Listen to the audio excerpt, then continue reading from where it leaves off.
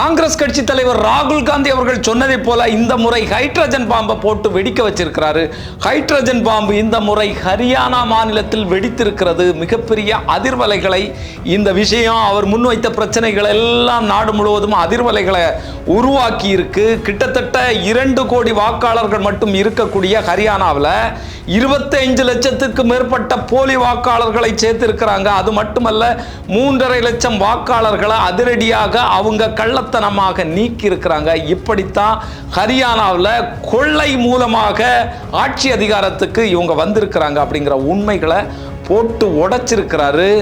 ஒரே நபருக்கு 225 வாக்குகள், ஒரு நபருக்கு 22 வாக்குகள், பலருக்கு பல இடங்கள்ல வாக்குகள். உத்தரப்பிரதேச மாநிலத்தில் இருக்கிறவருக்கு ஹரியானாவில் வாக்குகள் ஏகப்பட்ட நபர்களுக்கு. அதிர்ச்சிக்குரிய விஷயம் என்னன்னு சொன்னா, பிரேசிலை சார்ந்த ஒரு மாடல் அழகிக்கு இங்க ஓட்டு இருக்கு. 1-2 ஓட்டு இல்ல, 22 ஓட்டுகள் இருக்கு.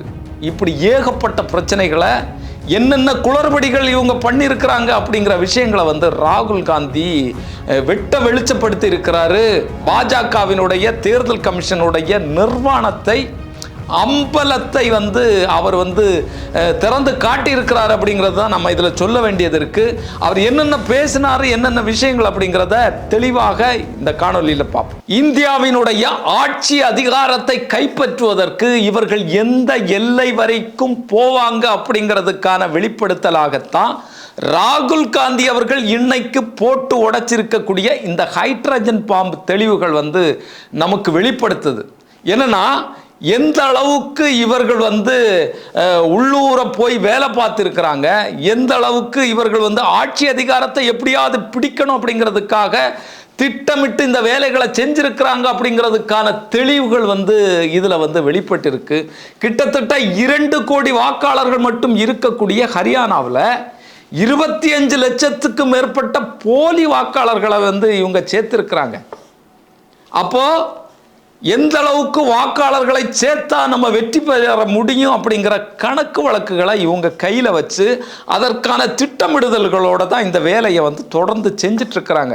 ஒரே நிமிஷத்தில் இவங்க செஞ்ச வேலைகள் கிடையாது. இது நீண்ட காலமாக அனுமானித்து நம்ம இங்கே ஆட்சி வர்றதுக்கு என்னென்ன வேலைகளை செய்யணும் அப்படிங்கிற திட்டமிடுதல் இதுக்குள்ளால இருக்குது அப்படிங்கிறத தான் நம்ம இதில் பார்க்க வேண்டியது இருக்குது. இந்த வாக்காளர்களை பார்த்தீங்கன்னு சொன்னால், இரட்டை வாக்காளர்கள் எத்தனை பேர்னா 5.21 லட்சம் வாக்காளர்கள் இரட்டை வாக்காளர்கள். இது உத்தரப்பிரதேசத்தில் இருக்கக்கூடிய பல பிஜேபி முகவர்களுக்கும் பிஜேபி தலைவர்களுக்கும் இங்கே ஓட்டிருக்கு, ஹரியானாவில் ஓட்டிருக்கு. உத்தரப்பிரதேசத்தில் அதுக்கு முன்னால் நடந்த எலெக்ஷனில் அவன் ஓட்டு போட்டிருப்பான், அடுத்த ஹரியானா எலெக்ஷனில் இங்கே ஓட்டு போட்டிருக்கான். இப்படி ஆயிரக்கணக்கான ஓட்டுகள் அதுலேயும் உட்படும் இந்த கணக்குகள் பார்த்தீங்கன்னு சொன்னால். அது மாதிரி எப்படி இதற்கு முன்னால் பல தொகுதிகளில், ஆலந்து தொகுதியில், மகாதேவபுரா தொகுதிகளில் இவங்க 0 அப்படிங்கிற வீட்டு எண்ணில் லட்சக்கணக்கான வாக்காளர்கள் இருந்தாங்க அப்படிங்கிறத வெளிப்படுத்தினாங்களோ அது மாதிரி இங்கே இருக்கிறாங்க. என்ன கணக்குன்னு பார்த்தீங்கன்னு சொன்னால், 19.26 லட்சம் வாக்காளர்கள் இந்த 0 அப்படிங்கிற வீட்டு எண் கொண்ட அந்த பட்டியலில் இருக்கிறாங்க. 19 லட்சத்திற்கும் மேற்பட்டவர்கள். அதுலேயும் சாதாரணமாக இல்லை, ஒரு வீட்டில் ஒரு நபர் அப்படிங்கிறது கிடையாது. இவங்க என்ன சொல்கிறாங்க கேட்டால், அதாவது இங்கே வீடற்றவர்களுக்கும் நாங்கள் ஓட்டுரிமை கொடுக்கணும், அந்த விதத்தில் தான் நாங்கள் இந்த 0 அப்படிங்கிற பேரில், அதாவது வீடு இல்லாமல் ஒதுக்குப்புறமாக இருப்பாங்க, சாலையோரங்களில் இருப்பாங்க, ரயில் நிலையங்களில் இருப்பாங்க, அவங்களுக்கெல்லாம் நாங்கள் ஓட்டுரிமை கொடுத்துருக்கோம் அப்படிங்கிறத சொல்கிறாங்க. இன்னொரு பக்கம் பார்த்தீங்கன்னு சொன்னால், இப்போ எஸ்ஐஆர் நடைமுறைப்படுத்தப்படுது இல்லை, இதில் நம்ம எந்த அட்ரஸில் இருக்கோம் அப்படிங்கிறதெல்லாம் கொடுக்கணும். இதுக்கு முன்னால் நம்ம எந்த அட்ரஸில் இருந்தோம்னு கொடுக்கணும். அது மட்டுமல்ல, நம்முடைய பெற்றோர்கள் இதுக்கு முன்னால் எந்த அட்ரஸில் இருந்தாங்க, அவர்களுடைய வாக்காளர் அடையாள அட்டை, அவர்களுக்கான பர்த் சர்டிஃபிகேட், அவங்க இறந்துட்டாங்கன்னா அவர்களுக்கான இறப்பு சான்றிதழ், இதெல்லாம் கொடுத்தாதான் நம்ம வாக்காளர் பட்டியலில் சேர்க்க முடியும் அப்படிங்கிற கண்டிஷன்களோட எஸ்ஐஆரை அவங்க வெளியிறக்கி இந்த ஓட்டுக்கொள்ளையா சிஸ்டமேட்டிக்காக அடுத்தது பண்ணிட்டு இருக்கிறாங்க. தகுதி இல்லாத எந்த வாக்காளரும் சேரக்கூடாது, தகுதி உள்ள வாக்காளர்கள் யாரும் செய்யப்படக்கூடாது அப்படின்னு சொல்லக்கூடிய தேர்தல் ஆணையம், ஞானேஷ்குமார், இந்த கொள்ளை கூட்ட தலைவன் இங்க பண்ணக்கூடிய அட்டூழியங்களை பார்த்தா நமக்கு ரொம்பவே வேதனையாக இருக்கு. ஜனநாயகத்தை இவங்க வந்து தகர்த்து ஒன்றும் இல்லாமல் ஆக்கிட்டு இருக்கிறாங்க அப்படிங்கிறது தான் நம்ம இதில் தெரிஞ்சுக்க வேண்டிய விஷயமாக இருக்கு. இந்த ஜீரோ அந்த வீட்டு எண் பட்டியலில் பார்த்தீங்கன்னு சொன்னால் குறைந்தது ஒரு அட்ரஸில் 20 நபர்கள், 20 நபர்கள்லேருந்து 500 600 நபர்கள் வரை வந்து ஒரு அட்ரஸில் இருக்கிறாங்க. அதற்கான ஆதாரங்களை வெளியிட்டிருக்கிறாரு. ஏற்கனவே வந்து பீகாரில் வந்து இப்படிப்பட்ட குளறுபடிகளோட தான் அங்கே எலெக்ஷன் நடந்துட்டு இருக்கு. எஸ்ஐஆரை நாங்கள் சரியாக செஞ்சிட்டோம், இந்தியாவிலே நடைமுறைப்படுத்தக்கூடிய எஸ்ஐஆருக்கு முன்னோடியாக தாயாக பீகார் எஸ்ஐஆர் இருக்கிறது அப்படின்னு சொல்லி மார்தட்டி பொய் பேசிட்டு இருக்கிறாங்கல்ல எலெக்ஷன் கமிஷன். அந்த பீகாரில் ஒரு வீட்டு அட்ரஸில் வந்து 509 பேர் இருக்காங்க, 400க்கும் மேற்பட்டவங்க இருக்கிறாங்க. இன்னும் சொல்ல போனால் அங்கே அப்படி ஒரு வீட்டு அட்ரஸே இல்லை. இப்படிப்பட்ட குளறுபடிகள் ஹரியானா மாநிலத்தில் நடந்திருக்கு. இன்னும் பார்த்தீங்கன்னு சொன்னால் ஒரு பெண்ணினுடைய பேரில் வந்து 225 வாக்குகள். இது எப்படி நடந்திருக்கும்? இது எப்படி நடக்கிறதுக்கு சாத்தியக்கூறு?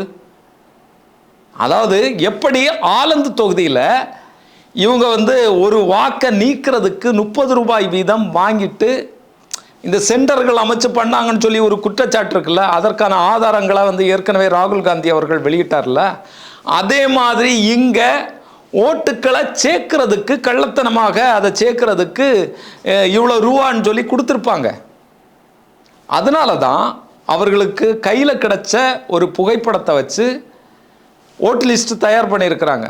அதில் 225 ஓட்டு ஒரு நபருக்கு. அந்த முகம் வெளியில் தெரியாத அளவுக்கு அந்த முகத்தை வந்து பிளர் பண்ணியிருக்கிறாங்க. அதுவும் 2 பூத்துகளில் அந்த நபருடைய பேரில் வாக்காளர் அடையாள அட்டை இருக்கு.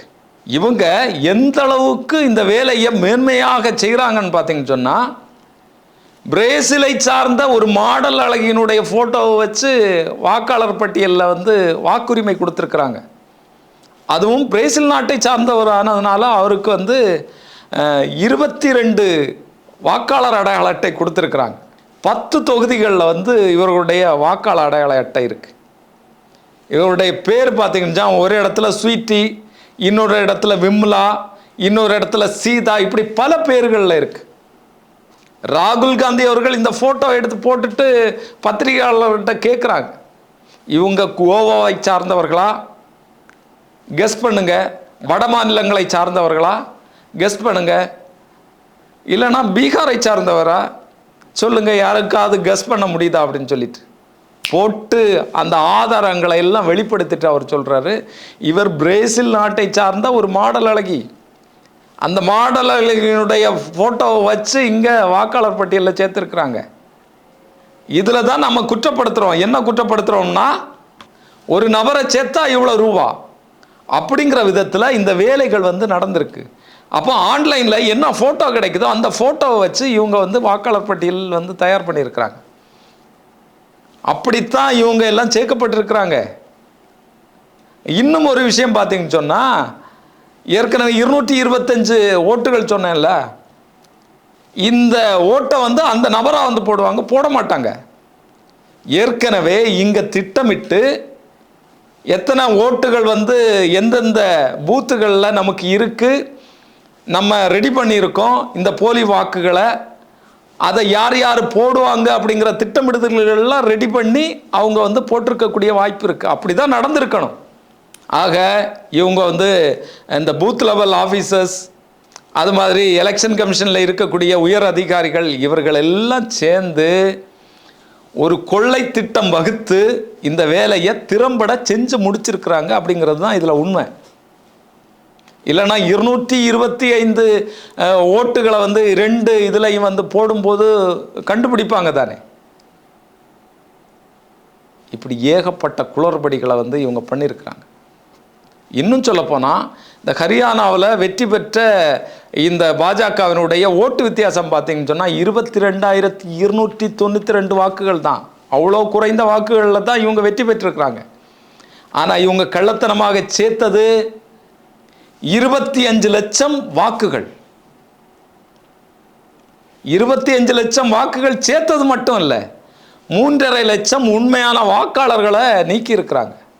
ஒருவேளை இந்த 3.5 லட்சம் உண்மையான வாக்காளர்களை நீக்காம இருந்தா கூட காங்கிரஸ் வந்து அங்க வெற்றி பெற்றிருக்கும். ஏற்கனவே வந்து ஹரியானாவில் காங்கிரஸினுடைய கை தான் ஓங்கி இருக்கு அப்படின்னு சொல்லி எலெக்ஷனுக்கு முன்னாலேயே வந்து சொல்லப்பட்டது.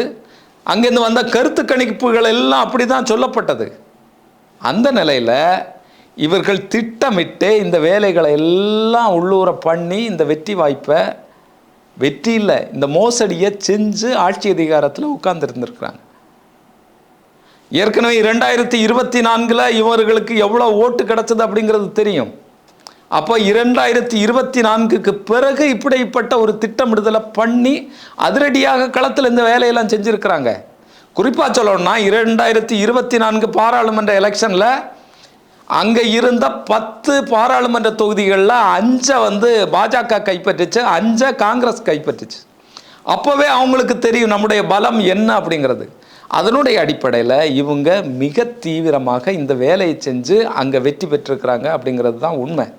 ராகுல் காந்தி அவர்கள் வந்து இதைத்தான் என்ன சொல்கிறாருன்னு சொன்னால், எப்படி இப்படிப்பட்ட கொள்ளைகளை இவங்க பண்ணிட்டு இருக்கிறாங்களோ, ஓட்டு கொள்ளை நடத்துகிறாங்களோ, இதனுடைய புதிய வெர்ஷன் தான் எஸ்ஐஆர். இந்த எஸ்ஐஆர் மூலமாக இந்த வேலைகளை சட்டப்பூர்வமாகவே அவங்க செய்யக்கூடிய வேலையை தான் மிக தீவிரமாக செய்கிறாங்க.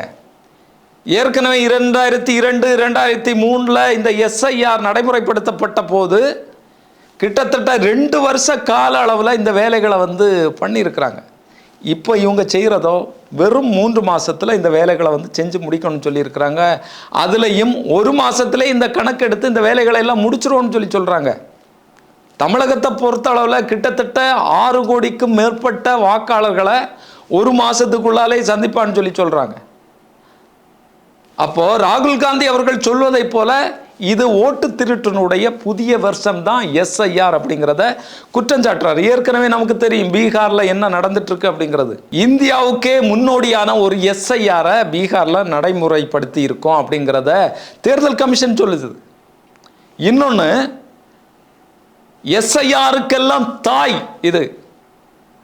அந்த தாயை முன்மாதிரியாக கொண்டு தான் நாடு முழுவதும் இந்த வேலைகளை வந்து தொடர்ந்து பண்ணிட்டு இருக்கோம் அப்படிங்கிறத எலெக்ஷன் கமிஷன் சொல்லுது.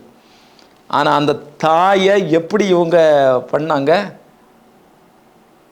47 லட்சத்திற்கு அதிகமான வாக்குகளை வந்து நீக்கி இருக்கிறாங்க. ஏற்கனவே நம்ம சொன்ன மாதிரி 0 அட்ரஸில் வந்து நூற்றுக்கணக்கான நபர்கள் வந்து இருக்கிறாங்க. ஒரே வீட்டில் 500க்கும் மேற்பட்ட நபர்கள் இருக்காங்க. இப்படி ஏகப்பட்ட பிரச்சனைகள் இருக்குது. இந்த பிரச்சனைகளோட தான் இந்த எலெக்ஷன் வந்து அங்கே நடந்துட்டுருக்கு அப்படிங்கிறது உண்மை. அப்போது இங்கே இருக்கக்கூடிய மிகப்பெரிய அபாயம் என்னன்னு பார்த்தீங்கன்னு சொன்னால், ஒரு பக்கம் எலெக்ஷன் கமிஷன் இந்த கொள்ளையை வந்து பாஜகவுக்கு சாதகமாக பண்ணிகிட்ருக்கு அப்படிங்கிறத விட, இங்கே இருக்கக்கூடிய ஜனநாயக அமைப்புகள், நீதிமன்றங்கள் வந்து இதை கண்டும் காணாமல் வேடிக்கை பார்த்துட்ருக்கு அப்படிங்கிறது தான் நமக்கு மிகப்பெரிய அதிர்ச்சியாக இருக்கக்கூடியது. இந்த ஓட்டுக்கொள்ளை மூலமாக இந்தியாவினுடைய ஜனநாயகத்தையே தகர்க்கக்கூடிய வேலையை தேர்தல் கமிஷன் வந்து பண்ணிட்டுருக்கு. இது வந்து இங்கே இருக்கக்கூடிய இளைஞர்களுடைய நம்பிக்கையை கெடுக்கக்கூடிய வேலை. இளைஞர்களுடைய எதிர்காலம், இளைஞர்களுடைய கல்வி, இளைஞர்களுடைய வேலைவாய்ப்பு, இதையெல்லாம் தகர்க்கக்கூடிய வேலையை ஜென்சிக்கு, இளம் தலைமுறையினருக்கு இந்த பாஜகவும் எலெக்ஷன் கமிஷன் பண்ணிட்டு இருக்கு அப்படிங்கிறது தான் ராகுல் காந்தி அவர்கள் குற்றம் சாட்டுறாரு. அதில் எந்த வித மாற்றமும் இல்லை. வரக்கூடிய நாட்களில் இந்த ஓட்சோரி, இந்த ஓட்கொள்ளை, இந்த விஷயங்கள் எந்த அளவுக்கு பேசுபொருளாக மாறுது, எஸ்ஐஆரில் வந்து அடுத்தடுத்ததாக என்ன நடக்கு, அதை செறுத்து நிறுத்தக்கூடிய வேலைகளை இங்கே இருக்கக்கூடிய எதிர்க்கட்சிகள் வந்து செய்யுமா, தமிழகம் உட்பட இருக்கக்கூடிய கட்சிகள் என்ன செய்ய போகிறது அப்படிங்கிறத நம்ம பொறுத்திருந்து தான் பார்க்க வேண்டியது இருக்குது. தொடர்ந்து இதை பற்றி பேசுவோம். இன்னொரு காணொளியில் சந்திக்கும் வரை நன்றி, வணக்கம்.